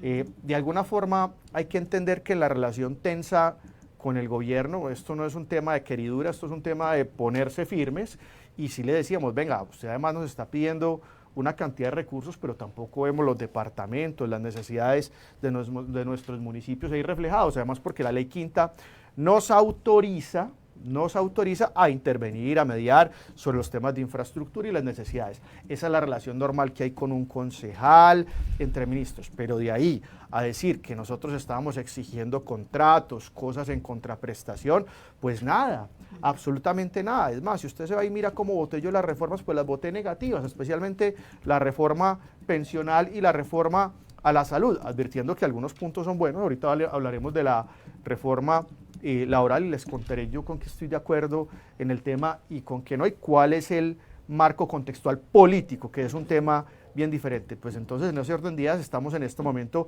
explicándole y aclarándole al señor magistrado cuáles son nuestras funciones congresionales, cuál fue mi participación en el tema. Advierto, no he tocado ni por mis manos ha pasado un solo peso público, un solo peso de privados para absolutamente nada. No conozco al señor Olmedo, no conozco al señor Pinilla, no he tenido una sola conversación con ellos, no he tenido un solo chat, un mensaje de texto, un correo electrónico. De mi equipo nadie los conoce. Lo que sí debo decirle a la ciudadanía es que lo que he hecho es defender los intereses del departamento de Antioquia y los intereses en el presupuesto general de la nación. Inclusive uno de ellos fue que yo radiqué una proposición en el plan de desarrollo, y era, por ejemplo, tener recursos para el intercambio vial de Mallorca, que es costosísimo, que los municipios del sur del Valle de Orrá no son capaces solitos, que necesitaban la ayuda del área metropolitana, y también necesitábamos la ayuda del gobierno nacional. Como también radiqué una solicitud para que se ampliara la transversal de la montaña. En fin, un sinnúmero de proposiciones para muchos municipios del departamento de Antioquia que están sobre la mesa. Hablemos de tiempos, congresista. ¿Cuánto tiempo podría demorarse este proceso suyo? Y lo digo pues por también el periodo parlamentario. En efecto, posterior a la apertura de la investigación que se da en el mes de diciembre, corren, si no estoy mal, 18 meses, los cuales el juez puede ampliar por otros 6 meses para tomar una decisión. Estamos pendientes de la calificación de la medida, que fue lo que se surtió en el proceso que todos conocemos, aconteció con los presidentes tanto de Senado como de la Cámara. Allí se va a definir la conducta y las medidas que a bien tenga el señor magistrado, que en mi concepto, según lo que conozco, yo creo que hay elementos suficientes de juicio para entender que no hay necesidad de ello. Quiere decir entonces que en el mes de mayo, creería yo, estamos teniendo una decisión definitiva. Representante, mire, en muchos casos de investigación uno ve que están envueltos senadores, congresistas, ministros, siguen en sus cargos y dejan que se lleve el proceso jurídico aparte y siguen entonces actuando o generando aspiraciones. Usted toma una decisión el año pasado muy diferente. Usted dice que siga el proceso, pero no quiero entonces aspirar más hasta que esta situación se resuelva y quede clara. ¿Por qué toma usted esa decisión? Muy importante tu pregunta. En principio hay que advertir que yo estoy asumiendo mi defensa material. Tú tienes la posibilidad de ejercer una defensa técnica y una defensa material. Sí. La técnica es que yo voy acompañado de mi equipo de abogados, y la material es que yo personalmente estoy yendo a decirle al ministro y a los testigos que se están, a los testimonios que se están practicando, entre ellos los ministros: ministro, dígale a este despacho si yo, Julián Peinado, le ofreció, usted me ofreció, me prometió, cuéntele al despacho, aclárele eso. Uno por uno han ido este año allá, y yo precisamente hago ese ejercicio, que además genera obviamente un desgaste en tiempo. Me tengo que quedar muchísimo más tiempo en Bogotá. Realmente nosotros veníamos con una plataforma política muy organizada, con muchas cámaras de compañeros actuales que me querían acompañar en ese proceso del Senado. Nosotros habíamos anunciado algo ya sobre el tema, pero es evidente también que con los tiempos y con el alcance de la situación, es muy importante que me dedique a resolver esta situación y a estar supremamente atento y concentrado.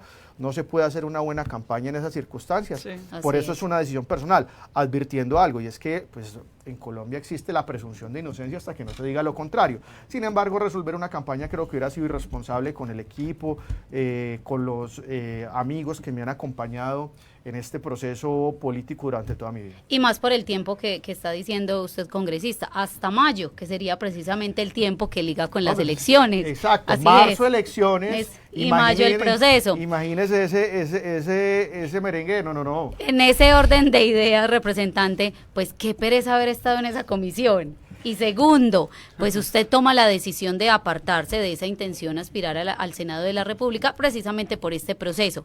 ¿Está hoy contento y satisfecho con la decisión que toma su equipo? Estamos hablando del equipo liberal de Envigado que decide entonces, bueno, no, entonces el señor Santiago Montoya para Senado, el señor Camilo Gómez para Cámara, el señor Julián Peinado se aparta, pero también está el proceso del señor Braulio Espinosa a Gobernación de Antioquia, que no es desconocido para nadie, estos dos temas.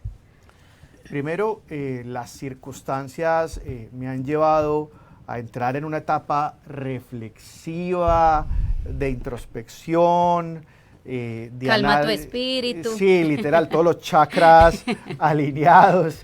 Creo que es un momento más para resolver las situaciones coyunturales.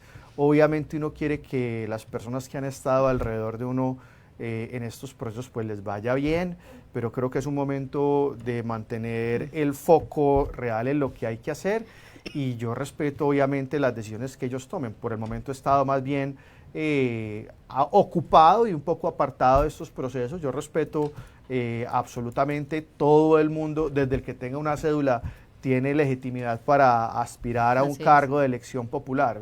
Los políticos decimos eso, hombre, usted para aspirar a no tiene que tener la cédula, hágale, y yo veo que están haciendo un trabajo juicioso, recorriendo el departamento, pero sí estoy muy aparte en este momento de esos esfuerzos.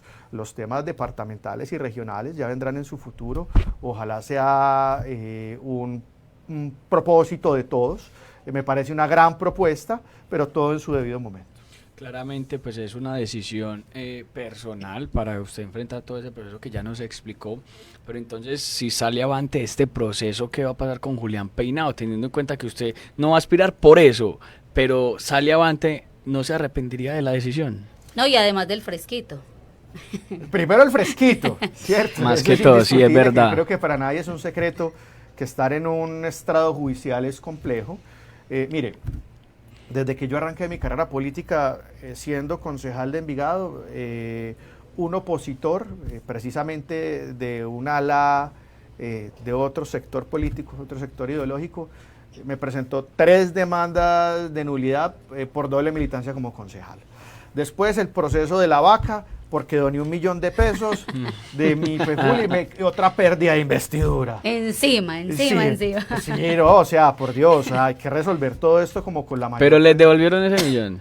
Hombre, la verdad, qué buena pregunta. En estos días voy a revengar aquí pues, el milloncito. Este tema. Todo sirve. Por estos días todo sirve, hasta para pagar los abogados.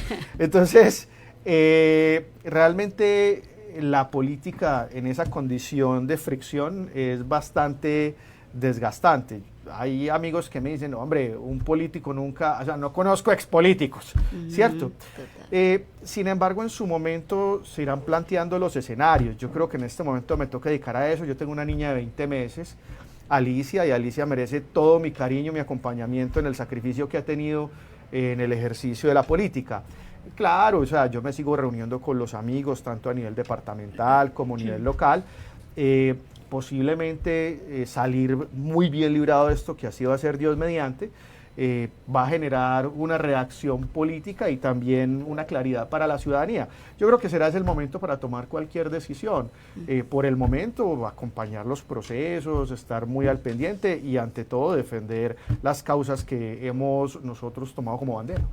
Congresista, quiero cambiarle de tema para preguntarle por tema niñez en nuestro país. Miren, lo que sucedió en Bogotá no tiene nombre. El tema con el Instituto Colombiano de Bienestar Familiar, que es obviamente la entidad encargada pues de estos procesos, pues se puso en el trabajo de esto, lo que sucedió en Bogotá, pero falta más trabajo por la niñez. O sea, no puede pasar, no es que solucionaron, no es que, medidas correctivas, no, medidas preventivas. ¿Qué opinión le merece? Mire, en el año 2023 fueron, si no estoy mal, 22.741 casos de abusos sexuales contra niños, niñas y adolescentes. Esto, para que lo tenga en perspectiva, mi querida Andrea, son 50 casos diarios. No. O sea, eso es dramático. Hágame el favor. Aberrante. No, eso es como si en un colegio 2 salones de niños diarios fueran violentados sexualmente. No. Es decir, esto se sale de cualquier proporción, inclusive en estándares internacionales. Y frente al caso específico que usted me menciona, si no estoy mal, el jardín canadiense, creo que era que se llamaba en Bogotá, hombre, por Dios, yo se lo advertí a la directora del ICBF, directora, por Dios, ustedes flexibilizaron las normas de contratación de personal, no están haciendo los filtros necesarios para saber quiénes están interactuando con los niños y niñas de nuestro país, especialmente las poblaciones más vulnerables, porque eso hay que decirlo, quienes van a esos salones o a ese tipo son los padres que tienen que irse a trabajar y que tienen o se ven en la obligación de dejar a sus hijos supuestamente en un entorno protector. En un entorno donde le van a dar unos alimentos, en un entorno donde va a aprender. Por Dios, eso es como las porcelanas. Usted revienta una porcelana con un tipo de eso, es un trauma que nunca se cura. Esto es un daño para toda la vida en cualquier ser humano. En un país donde hemos decidido que los niños son lo más importante a modo constitucional. Por eso vengo defendiendo medidas muy severas.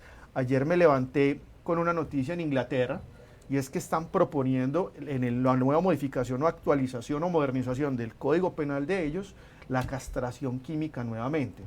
Hombre, que eso es populismo punitivo, pero ¿qué más hacemos con cifras de 52, 54 casos diarios? Mire, hay un estudio de niñez ya muy importante, que además es una institución oficial que le presenta un informe a la ONU donde le dice que de las violaciones en Colombia, de cada 10 personas que han sido abusadas, 8 o 9 son niños y niñas.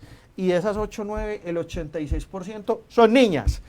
Por Dios, aquí hay que sacudirse y ponerse los pantalones como sucede en otros países, independiente de cualquier discusión. No, que es que vamos a poner la discusión sobre la mesa, no, tenemos que actuar. Pero usted lleva tiempo tratando de proponer ese proyecto de ley, ¿en qué va? ¿No se lo han aprobado? ¿O qué es lo que no ha dejado que usted, o que eso se convierta en una ley? El tema de cadena perpetua para violadores, y ya ahora le mete el tema de la castración. Mire, Gilma Díaz, en su momento concejal de Bogotá, que posteriormente fue senadora de la República en la defensa de los niños y niñas, siempre propuso la cadena perpetua.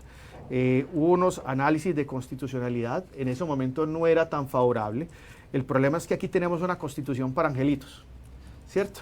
Aquí las cosas más graves se sancionan con una especie llamada de resocialización, cuando sabemos que por estudios científicos un violador tiene el 30% de posibilidades de volver a reincidir en la conducta.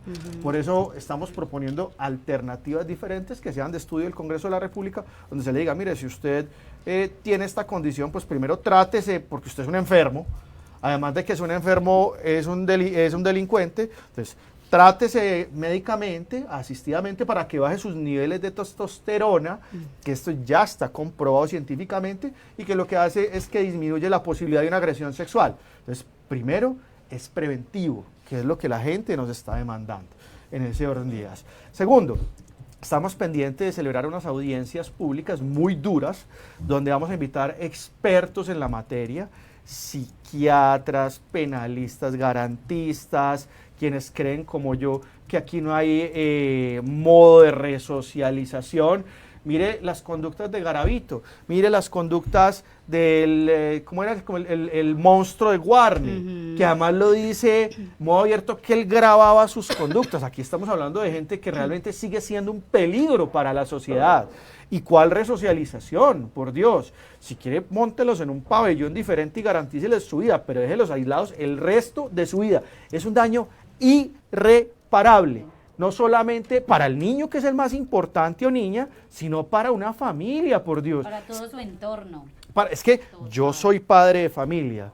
¿Cómo manejo yo o cómo le digo a mi hija que donde la llevé para que la protegieran pasara eso, que ese es el reclamo que yo le hago a la directora del ICBF. Entonces sí, tenemos en la agenda en este momento unas propuestas y una serie de invitados científicos y técnicos que nos van a explicar el por qué sí de la medida, cuáles son los pros y a favor.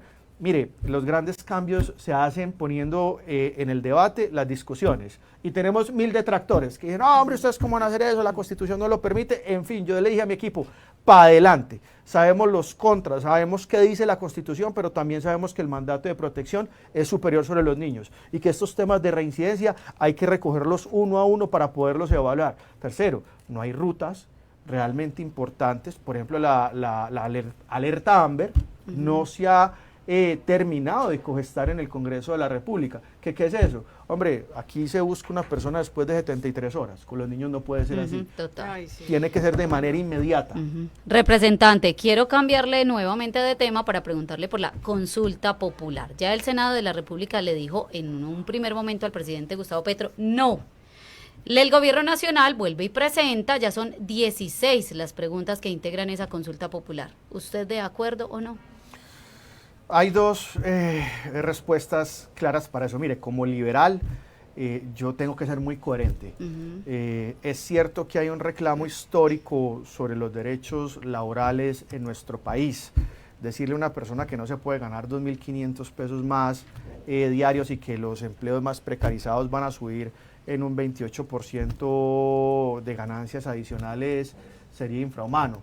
O sea, uno se pone a revisar los temas de empleo en donde tienen salarios de esclavitud, que es en el norte de África, y no puede ser que Colombia entre a competir en eso. Por eso a mí me alegra cuando dicen que suben el salario mínimo, me alegra también cuando reconocen que efectivamente las horas nocturnas son nocturnas. Es que a quién se le ocurrió pues correr el cronómetro. Sí, o sea, por Dios, creo que hay que hacer un esfuerzo. No, sí se sabe. Sí se sabe quién las corrió. Sí, hombre, la verdad es que yo creo que ese reclamo se hace en unas condiciones muy diferentes del país.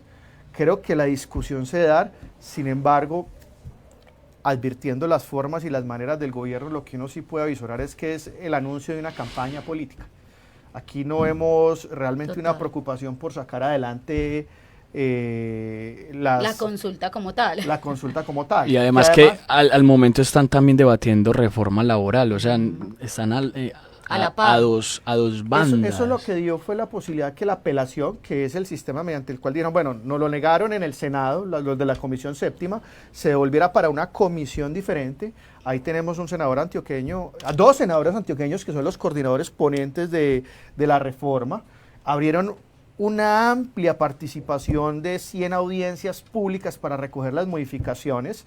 Hay cosas muy positivas, porque es que además esa reforma, recuerden que ya venía de cámara peluqueada, ya se ha quitado un gran componente del tema colectivo, el tema de los sindicatos, que se había conciliado también con los empleadores y con los empresarios del país. Yo creo que sí hay que entregarle unos resultados importantes frente a los temas de trabajo en dominicales.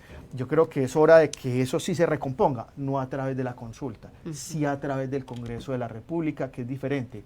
Y que yo creo que el Congreso, en su sabiduría, en lo que está pasando hoy en día, va a tomar una decisión diferente. Es que, Andrea, si usted ya ve a los gremios, están diciendo, venga, que esta vaina la tenemos que coger diferente.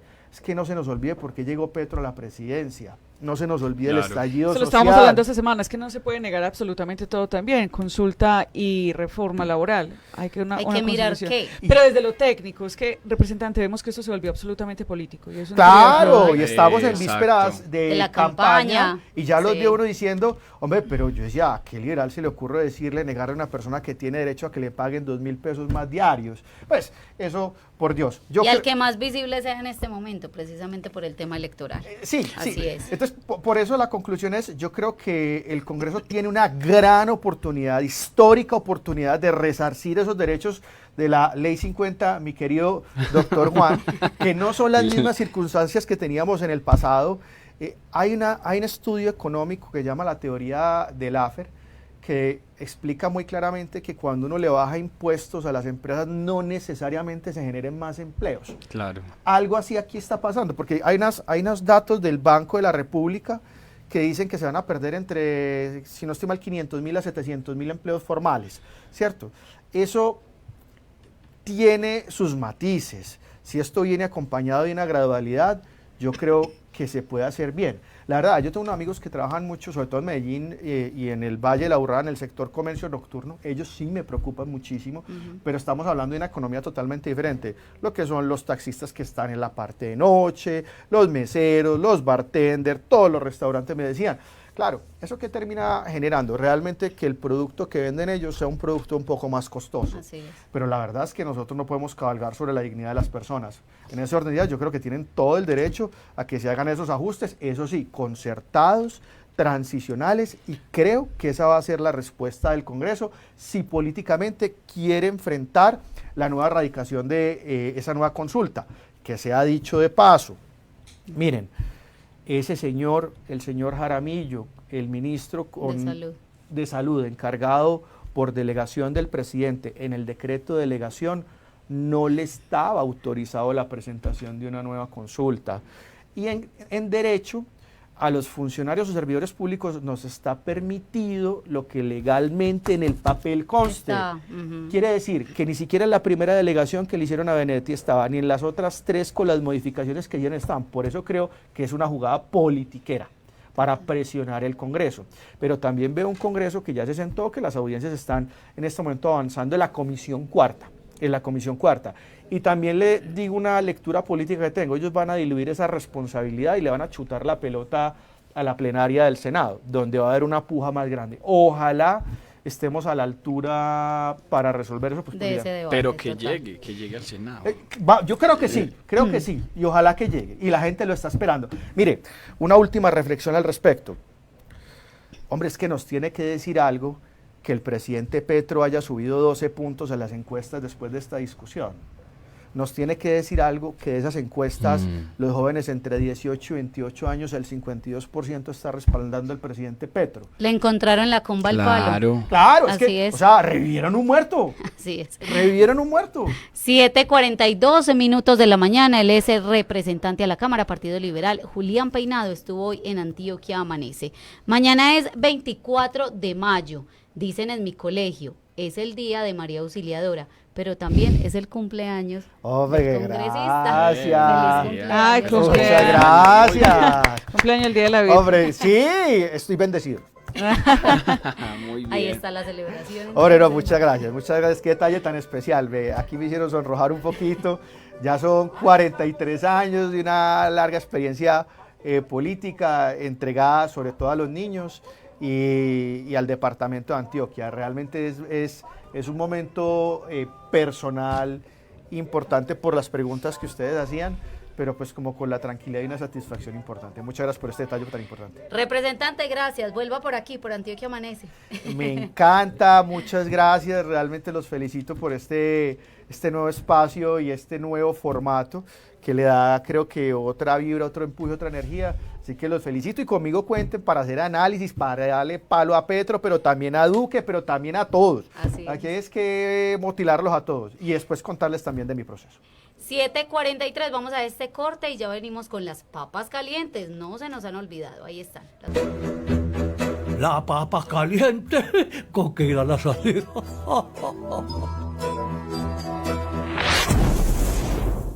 Oiga, nos cogió el día para las papas calientes, pero ahí están. Miren lo que pasó. Municipio de Itagüí, sur del área metropolitana del Valle de Aburrá. Luisa Zapata ganó las pasadas elecciones como concejal de Itagüí por el movimiento Itagüí Somos Todos, con 1.483 votos. Y Gloria Herrera, pues también ganó y llegó con 1.580 votos. Pues resulta que ellas participaron de la elección del secretario general del Consejo Municipal de esta localidad mediante voto secreto, esto bajo la ley 1881. En dicha elección ganó el señor Gustavo Betancourt, lo van a ver ustedes ahí en pantalla, quien también fue candidato al Consejo por ese mismo movimiento, no llegó y luego se hace partícipe de ese proceso a secretario general. El concurso lo hizo la Universidad de Atlántico, Betancur cumplió con todos los requisitos, se postuló, pasó el examen, se presentó a entrevista.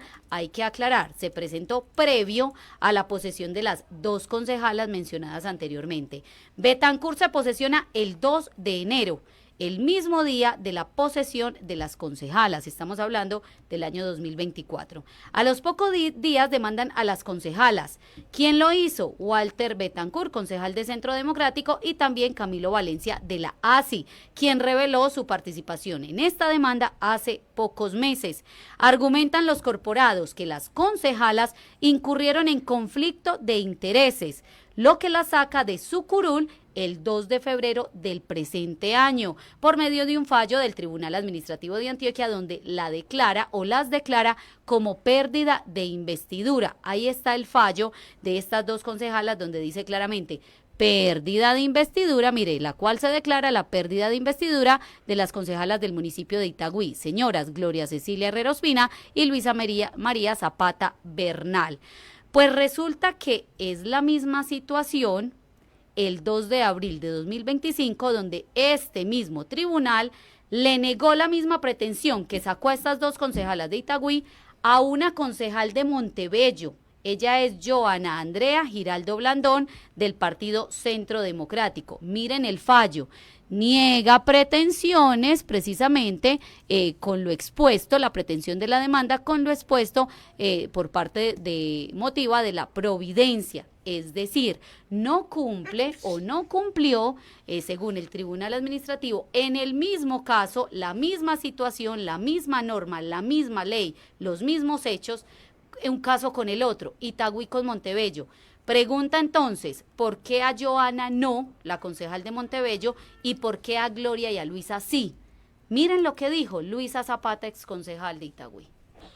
¿Ustedes se acuerdan del caso que venimos atravesando? Hoy quiero contarte de un caso reciente donde por los mismos hechos, la misma norma, la misma ley, el Tribunal Administrativo de Antioquia toma una decisión contraria.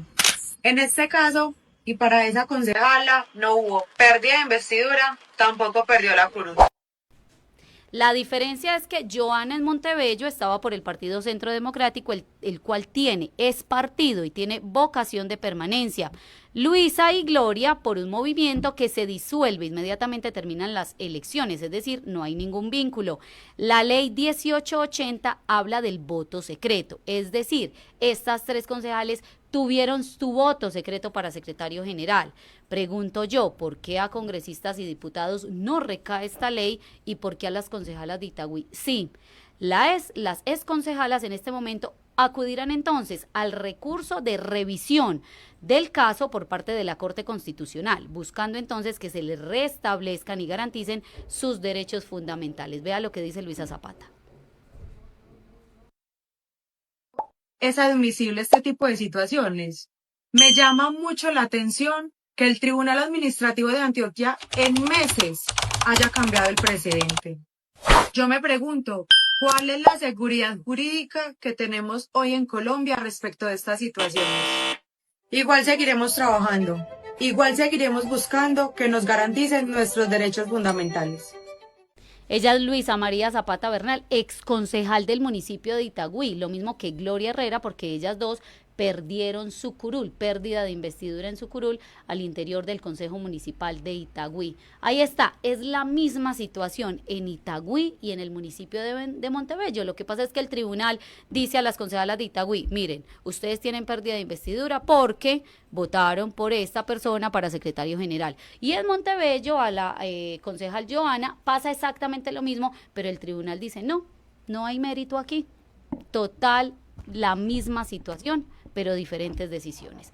751. Se cambiaron los jueces, pero las leyes son las mismas, tendrían que ser igual. Mire, en el distrito de Medellín, pues no paran los escándalos en referencia a los exfuncionarios del exalcalde de Medellín, Daniel Quintero, porque nosotros ya hemos sumado que van por lo menos 40 que están siendo investigados, indiciados, imputados por temas que tienen que ver con contrataciones que se hicieron en su momento mientras el señor Calle era alcalde del distrito de Medellín.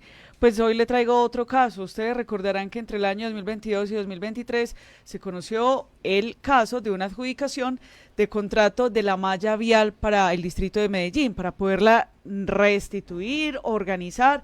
Hubo demasiado complique con este contrato de la malla vial, porque además de que Medellín estaba bastante deteriorada, pues había algunas empresas que estaban concursando. Pues, ¿qué pasó ahora? Mira, el Tribunal Administrativo de Antioquia anuló la adjudicación del contrato por valor de 70.000 millones de pesos que se hizo en el año 2023, mientras Daniel Quintero era alcalde de Medellín. Para el mantenimiento, tenía que ver este contrato para el mantenimiento de la malla vial de la ciudad, y sucede que el tribunal estima entonces anularlo debido a que formuló un favorecimiento al consorcio de construcciones C 2023. La judicatura concluyó que se actuó con motivaciones falsas y se desatendió las recomendaciones técnicas internas, configurando, ojo esto, un claro caso de contratación direccionada. Esto es por esto que el tribunal ordenó al distrito de Medellín indemnizar primero al consorcio Génesis, suspender entonces el contrato con Construcciones C, y adicional a eso, mire, este contrato que fue firmado en el año 2023 pues obtuvo un daño para el distrito de Medellín, porque el distrito de Medellín pues tendrá que indemnizar entonces al consorcio Génesis con 2.358 millones de pesos, pero el tema no para ahí, porque si bien el distrito de Medellín tendrá que hacer esta indemnización y se declara la nulidad como lo dice el artículo 3º, pues más adelante el tribunal también declara civilmente responsables a Evelyn Tatiana Beltrán. Ella era la exsecretaria de Suministros y Servicios, y también declaró responsablemente a Rubén Darío López, que en su momento era el director técnico, hoy es director técnico de la Secretaría de Infraestructura Física. Ambos también entonces, recordemos, exsecretarios de Daniel Quintero. Los declara responsables por daño a título de dolo, y además le permite entonces al distrito de Medellín cobrarle a estos dos exfuncionarios el 45% de la suma que el distrito tiene que indemnizarle a la constructora Génesis. ¿Esto qué quiere decir? Que la señora Evelyn Tatiana Beltrán y el señor Rubén Darío López tendrán que pagar 1.061 millones de pesos, en consecuencia entonces de este hecho, donde el tribunal advierte que hubo un direccionamiento del contrato y que por lo tanto se tiene que entonces indemnizar a la constructora Génesis y suspender el contrato con Construcciones 2023. Y seguirán seguramente más exfuncionarios de Daniel Quintero.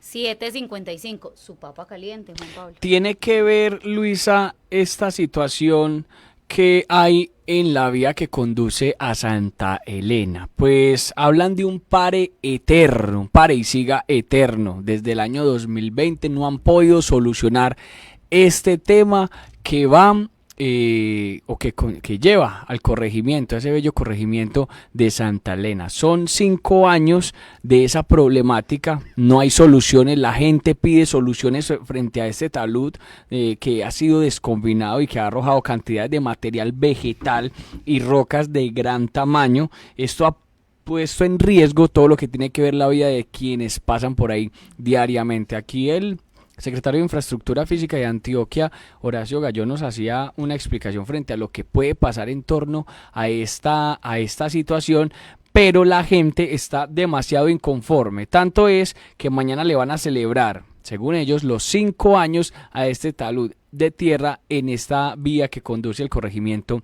de Santa Elena. Ante esto, pues habla el señor Walter